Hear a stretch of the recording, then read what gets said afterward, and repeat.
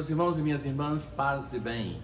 Um bom dia para todos vocês. É este o dia ainda, o dia da ressurreição. A ressurreição do Senhor é um fato tão grandioso que nós ficamos por 8 dias repetindo: este é o dia que o Senhor fez para nós. Alegremo-nos e nele exultemos. Alegria e exultação, a mesma coisa praticamente, mas que é esse sentimento de uma comunidade que se reúne em torno do seu Senhor, o Deus da vida, que vive nele e para ele, mas que vive em nós, vive por nós e nos chama a uma vida nova. Escutemos do Evangelho segundo Marcos. Depois de ressuscitar, na madrugada do primeiro dia após o sábado, Jesus apareceu primeiro a Maria Madalena, da qual havia expulsado 7 demônios. Ela foi anunciar isso aos seguidores de Jesus, que estavam de luto e chorando. Quando ouviram que ele estava vivo e fora visto por ela, não quiseram acreditar. Em seguida, Jesus apareceu a 2 deles com outra aparência, enquanto estavam indo para o campo. Eles estavam voltando e anunciaram isso aos outros.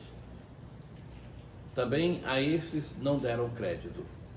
Por fim, Jesus apareceu aos 11 discípulos enquanto estavam comendo. Repreendeu-os por causa da falta de fé e pela dureza de coração, porque não tinham acreditado naqueles que o tinham visto ressuscitado.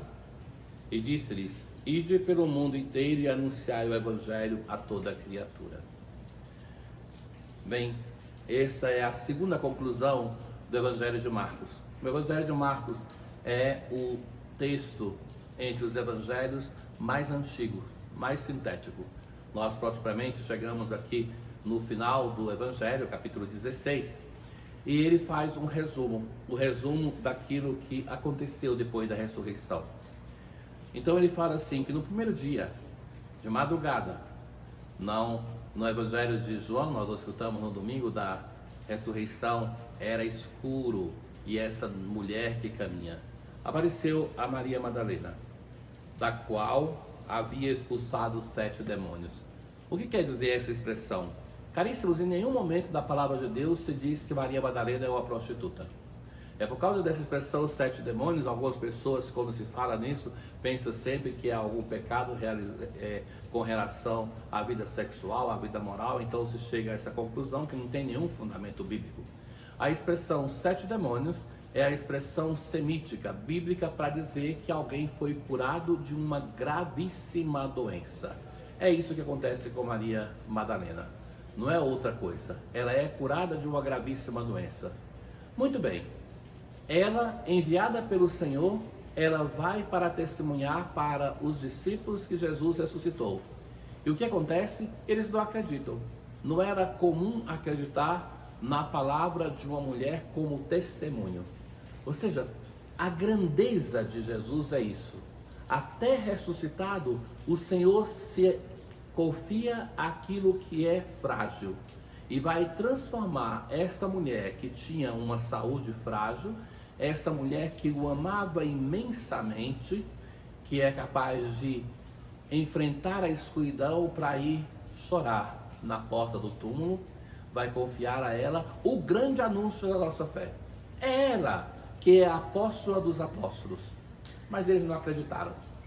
Nós ouvimos nesses dias aquele texto belíssimo da ceia de Emaús.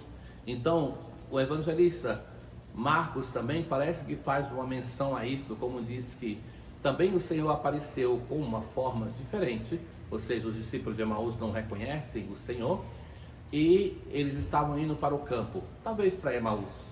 E eles voltam para dizer que o Senhor está ressuscitado, que eles viram o Senhor ressuscitado, mas nem isso basta, eles não creem. E por fim, a terceira tentativa, por fim, Jesus aparece. E veja só, repreendeu-os por causa da falta de fé e pela dureza de coração, porque não tinham acreditado naqueles que o tinham visto ressuscitado. É a mesma repreensão que Jesus vai fazer aos discípulos de Emaús. Então, por isso, acredito que seja uma referência aos discípulos de Emaús. O que ele repreende nos discípulos de Emaús? a falta de inteligência e a lentidão em crer naquilo que diz as Escrituras. Ou seja, que a inteligência da fé, o que é?